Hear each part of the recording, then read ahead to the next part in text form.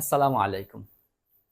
Interrogative sentence অথবা প্রশ্নবোধক বাক্য দৈনন্দিন জীবনে আমাদেরকে বিভিন্ন ক্ষেত্রে বিভিন্ন ধরনের প্রশ্ন জিজ্ঞাসা করতে হয়। আমরা যেই বাক্যের মাধ্যমে মানুষকে জিজ্ঞাসা করি, মানুষকে প্রশ্ন করি, ওই বাক্যগুলোকেই প্রশ্নবোধক বাক্য বলা হয়। আর ইংরেজিতে বলা হয় ইন্টারগেটিভ সেন্টেন্স।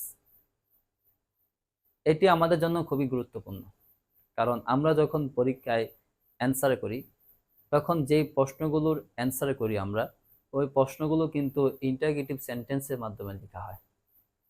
অর্থাৎ যদি আমরা ইন্টারগেটিভ সেন্টেন্স না বুঝি, তাহলে ওই প্রশ্নগুলো আমাদের পক্ষে বোঝা সম্ভব না, এবং সেগুলো সঠিক উত্তর দেওয়া আমাদের পক্ষে সম্ভব না।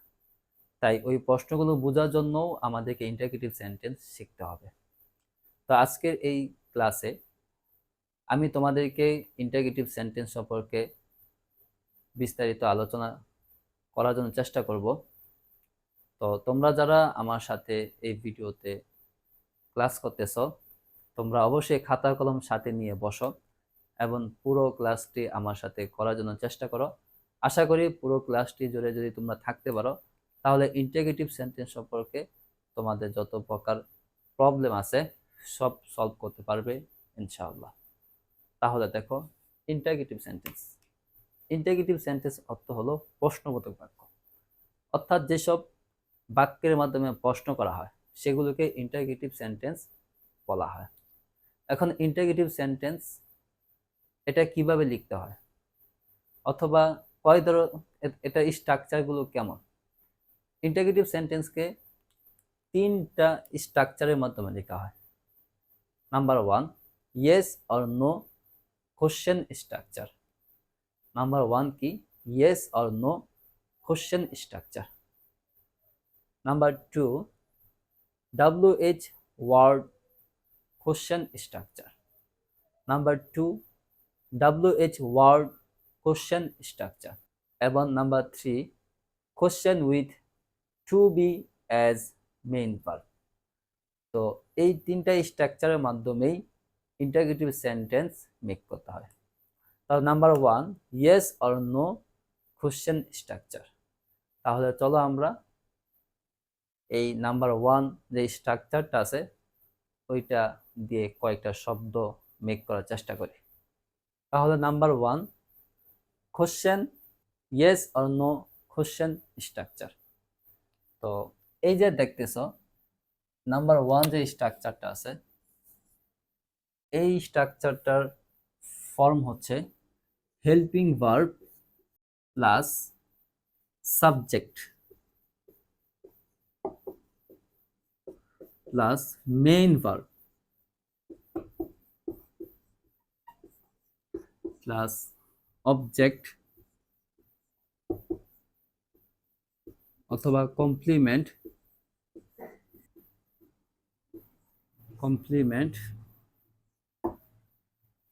তো yes or no question structure হলো প্রথমে হেল্পিং ভার্ব ব্যবহার করতে হবে, এরপর আমাদেরকে সাবজেক্ট ইউজ করতে হবে, এরপরে মেইন ভার্ব, এরপরে অবজেক্ট অথবা কমপ্লিমেন্ট, এবং শেষে আমাদেরকে কোশ্চেন মার্ক ইউজ করতে হবে।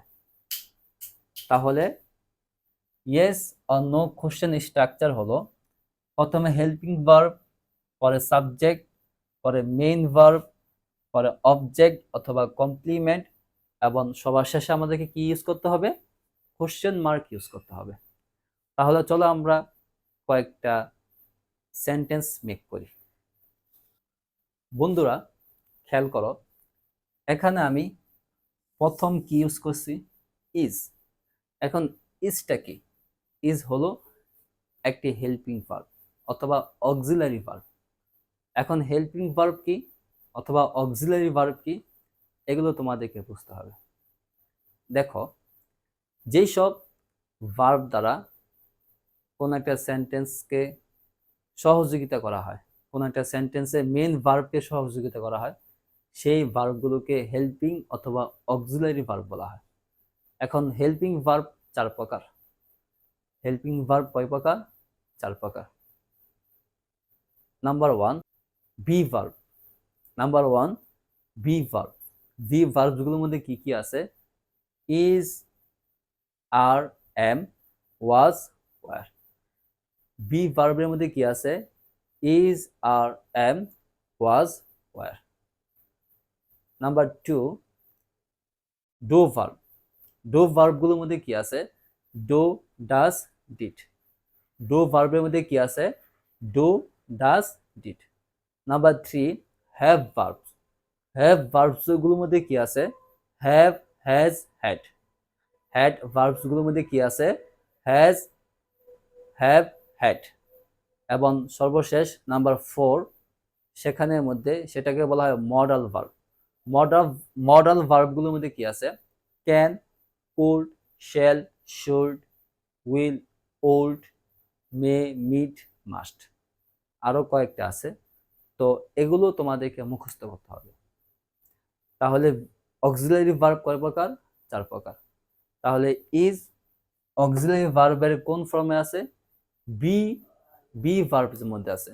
তো এই জায়গায় আমরা অক্সিলারি ভার্ব ব্যবহার করছি। তো হেল্পিং ভার্ব, এই যে আমরা ইজটাকে আমরা কি বলবো? হেল্পিং ভার্ব বলবো। তাহলে ইজটা হলো হেল্পিং ভার্ব। এরপরে আমরা কি ইউজ করব? সাবজেক্ট। এখন সাবজেক্ট কাকে বলে? কোন একটা সেন্টেন্সের যে কর্তা রয়েছে, অর্থাৎ একটা বাক্যের যিনি কর্তা অথবা যার উদ্দেশ্যে বাক্যটাকে মেক করা হইতেছে, তাকে সাবজেক্ট বলা হয়। তাহলে এখানে সাবজেক্ট কি? শি। এখানে সাবজেক্ট কি? শি। তারপরে তাহলে হেল্পিং ভার্বও পাইলাম, সাবজেক্টও পাইলাম। এখন আমাদেরকে মেইন ভার্ব ইউজ করতে হবে। প্রত্যেকটা সেন্টেন্সের মেইন ভার্ব রয়েছে। মেইন ভার্ব ছাড়া সেন্টেন্স মেক করা সম্ভব না। তাহলে এখানে মেইন ভার্ব কোনটা? আমরা ইউজ করছি কামিং। কামিং কেন মেইন ভার্ব? কারণ শি কামিং, সে কি যাচ্ছে? তাহলে যেই ভার্বসের দ্বারা সম্পূর্ণ অর্থ প্রকাশ করা হয় সেটাকে মেইন ভার্ব বলা হয়। তাহলে ইজ শি কামিং, সে কি যাচ্ছে? তো এটা অবশ্যই একটা সম্পূর্ণ একটা বাক্য তৈরি হয়েছে। এবং শেষে আমরা কি ইউজ করছি? কোশ্চেন মার্ক ইউজ করছি। তাহলে হেল্পিং ভার্ব প্রথমে ইউজ করতে হবে। তাহলে ইয়েস অর নো কোশ্চেন স্ট্রাকচারের প্রথমে কি ইউজ করতে হবে? হেল্পিং ভার্ব ইউজ করতে হবে। এরপরে সাবজেক্ট, এরপরে মেইন ভার্ব, এরপরে তুমি ইচ্ছা করলে অবজেক্ট অথবা কমপ্লিমেন্ট ইউজ করতে পারো। তারপরে তোমাকে সর্বশেষ কি ইউজ করতে হবে? কোশ্চেন মার্ক ইউজ করতে হবে। আরো কয়েকটা সেন্টেন্স আমরা তৈরি করি, চলো খেয়াল করো। এখানে ডোটা কি? ডো হেল্পিং ভার্বের কোন ফর্মে আছে? ডো ভার্ব ফর্মে আছে। Do, does, did. তাহলে ডোটা কি? Helping verb. ডো কি? Helping verb. সাবজেক্ট হিসাবে আমরা কি ইউজ করছি? ইউ। সাবজেক্ট হিসাবে আমরা কি ইউজ করছি? ইউ ইউজ করছি। আর লাইক, এটাকে আমরা কেন ব্যবহার করছি? মেইন ভার্ব হিসাবে আমরা লাইকটাকে আমরা এই জায়গায় ব্যবহার করছি। এবং কফিকে আমরা অবজেক্ট হিসাবে ব্যবহার করছি। এবং শেষে আমরা কি ইউজ করছি? কোশ্চেন মার্ক ইউজ করছি। শেষে আমরা কি ইউজ করছি? কোশ্চেন মার্ক ইউজ করছি। তাহলে অবশ্যই এটা একটা সম্পূর্ণ একটা বাক্য হিসাবে তৈরি করতে পারছি। তাহলে ডু ইউ লাইক কফি, তুমি কি কফি পছন্দ করো? তোমরা বুঝতে পারছো? তাহলে ইয়েস অথবা নো কোশ্চেন স্ট্রাকচারের প্রথমে কি ইউজ করতে হবে? হেল্পিং ভার্ব ইউজ করতে হবে। পরে সাবজেক্ট, পরে মেইন ভার্ব, পরে তুমি অবজেক্ট অথবা কমপ্লিমেন্ট ইউজ করবা, পরে শেষে কি দিবা? কোশ্চেন মার্ক দিবা। ওকে, তাহলে আমরা এখন কি শিখলাম? ইয়েস অথবা নো কোশ্চেন স্ট্রাকচার শিখলাম। এখন আমরা শিখবো number 2, WH word question structure. এখন আমরা কি শিখবো? WH word question structure. অর্থাৎ যেই এটা স্ট্রাকচার কি? এটা স্ট্রাকচার হলো word plus subject plus helping verb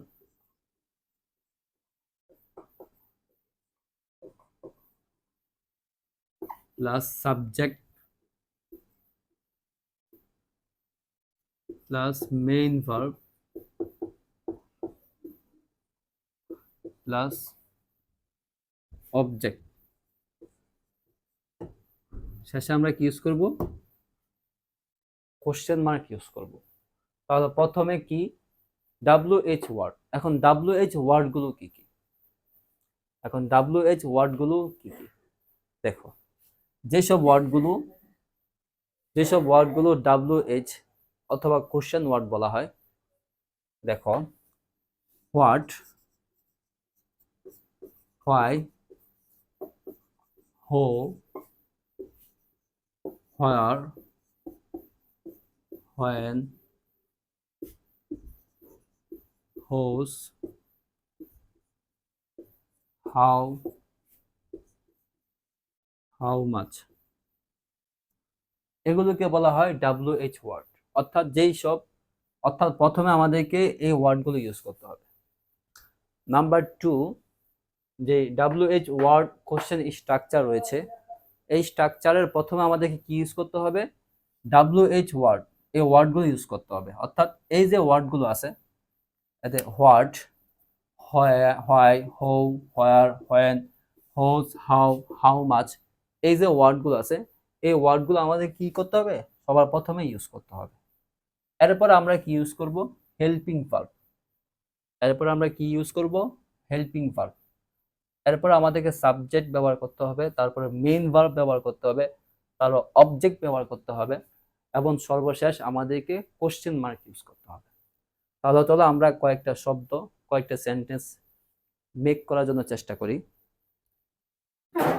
দেখো, হোয়াট ডু ইউ ওয়ান্ট, এখানে আমরা প্রথমে কি ইউজ করছি? হোয়াট ইউজ করছি। তা হোয়াটটা কি? WH word. এই WH ওয়ার্ডটা প্রথমে আমরা ইউজ করছি। এরপরে ডো কি? Helping verb. ডোটা কি? Helping verb. এরপর আমরা সাবজেক্ট হিসেবে ইউ ব্যবহার করছি, এবং মেইন ভার্ব হিসেবে আমরা ওয়ান্ট ইউজ করছি, এবং সর্বশেষ আমরা কোশ্চেন মার্ক ইউজ করছি।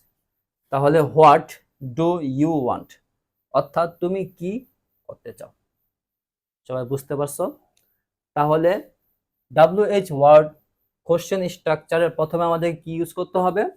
WH word. এই WH ওয়ার্ডগুলো প্রথমে আমাদেরকে ইউজ করতে হবে। এরপরে হেল্পিং ভার্ব, এরপরে সাবজেক্ট, এরপরে মেইন ভার্ব, এবং সর্বশেষ আমাদেরকে কি করতে হবে? কোশ্চেন মার্ক ব্যবহার করতে হবে। তাহলে তো আরো কয়েকটা শব্দ তৈরি করি আমরা। হোয়ার আর দে গোয়িং, তারা কোথায় যাচ্ছে। এখানে প্রথমে আমরা কি ইউজ করছি? প্রথমে আমাদের কি ইউজ করতে হবে? WH ওয়ার্ড আমাদেরকে সর্বপ্রথম ইউজ করতে হবে। সর্বপ্রথম আমরা কি ইউজ করছি? হোয়ার। তারপরে হেল্পিং ভার্ব হিসেবে আমরা আর ব্যবহার করছি। এরপরে সাবজেক্ট হিসেবে আমরা দে ব্যবহার করছি, এবং মেইন ভার্ব হিসেবে আমরা কি ব্যবহার করছি? গোয়িং। এবং সর্বশেষ আমাদেরকে কি করতে হবে? কোশ্চেন মার্ক ব্যবহার করতে হবে, সেই জন্য আমরা কোশ্চেন মার্ক ব্যবহার করছি। তাহলে সর্বপ্রথম আমাদেরকে কি ব্যবহার করতে হবে? WH ওয়ার্ড ব্যবহার করতে হবে। এরপরে আমাদেরকে হেল্পিং ভার্ব, আমরা হেল্পিং ভার্ব হিসেবে আর ব্যবহার করছি, সাবজেক্ট হিসেবে আমরা দে ব্যবহার করছি, এবং মেইন ভার্ব হিসেবে আমরা কি ব্যবহার করছি? গোয়িং ব্যবহার করছি, এবং সর্বশেষ আমাদের কি করতে হবে? কোশ্চেন মার্ক ব্যবহার করতে হবে। তাহলে এটার অর্থ কি আসে? হোয়ার আর দে গোয়িং, তারা কোথায় যাচ্ছে। সবাই বুঝতে পারছো? তাহলে WH ওয়ার্ড কোশ্চেন স্ট্রাকচার, এটা লেখার জন্য সর্বপ্রথম আমাদেরকে WH ওয়ার্ড ব্যবহার করতে হবে। এরপর আমাদেরকে হেল্পিং ভার্ব ব্যবহার করতে হবে, এরপর সাবজেক্ট, এরপরে মেইন ভার্ব, এবং সর্বশেষ আমাদেরকে কি করতে হবে? কোশ্চেন মার্ক ব্যবহার করতে হবে। এরপর এখন আমরা প্রথমে কি শিখলাম? প্রথমে আমরা শিখলাম ইয়েস অথবা নো কোশ্চেন স্ট্রাকচার। সেটা স্ট্রাকচার হলো প্রথমে হেল্পিং ভার্ব, এরপরে সাবজেক্ট, এরপরে মেইন ভার্ব, এরপরে অবজেক্ট অথবা কমপ্লিমেন্ট, এরপরে আমাদেরকে সর্বশেষ কি ব্যবহার করতে হবে? কোশ্চেন মার্ক ব্যবহার করতে হবে। তো সেটা শেষ হওয়ার পরে আমরা কি শিখলাম? অক্সিলারি ভার্ব শিখলাম। অক্সিলারি ভার্ব কয় প্রকার? 4 প্রকার। Number 1 be verbs. ভি ভার্বসগুলোর মধ্যে কি কি আছে? Is, are, am, was, were. এরপরে ডু ভার্ব। ডু ভার্বসগুলোর মধ্যে কি আছে? Do, does, did. এরপরে হ্যাভ ভার্ব। হ্যাভ ভার্বসগুলোর মধ্যে কি আছে? Have, has, had. এরপরে 4 নাম্বারে আছে মডাল ভার্বস। মডাল ভার্বসগুলোর মধ্যে কি আছে? Can, could, shall, should, will, would, may, might, must, need, dare. তো এরপরে এগুলো শেখার পরে আমরা কি শিখলাম? WH word question structure. তো WH ওয়ার্ড কোশ্চেন স্ট্রাকচারের মধ্যে কি কি আছে? প্রথমে আমাদের কি ইউজ করতে হবে? WH ওয়ার্ড ব্যবহার করতে হবে। এরপরে হেল্পিং ভার্ব, এরপরে সাবজেক্ট, এরপরে মেইন ভার্ব, এরপরে আমাদের কি ব্যবহার করতে হবে? অবজেক্ট অথবা কমপ্লিমেন্ট, এরপরে আমাদেরকে কোশ্চেন মার্ক ইউজ করতে হবে। তো এখন আমরা সর্বশেষ যে টাইপস অফ ইন্টারগেটিভ সেন্টেন্সের সর্বশেষ যে পার্টটা আছে, question with to be as main verb, সেটা নিয়ে এখন আমরা আলোচনা করব। তাহলে নাম্বার 3 টাইপস অফ ইন্টারগেটিভ সেন্টেন্সের নাম্বার 3 যে স্ট্রাকচারটা আছে, সেটার প্রথমে আমাদের কি ইউজ করতে হবে? সেটা কি? Question with to be as main verb. অর্থাৎ যে সেন্টেন্সে টু বি এই ভার্বগুলোকে মেইন ভার্ব হিসাবে ব্যবহার করা হয়, সেগুলোকে এই নাম্বার 3 স্ট্রাকচারের মধ্যেই ব্যবহার করা হয়েছে। তাহলে এই নাম্বার 3 যে question with to be as main verb, এটা স্ট্রাকচার কি? এটা স্ট্রাকচার হলো প্রথমে ভি ভার্ব। প্রথমে কি? Be verb. এরপরে আমাদেরকে কি ব্যবহার করতে হবে? সাবজেক্ট। এরপরে আমাদেরকে অবজেক্ট অথবা কমপ্লিমেন্ট, এরপরে আমাদেরকে কোশ্চেন ওয়ার্ড ব্যবহার করতে হবে।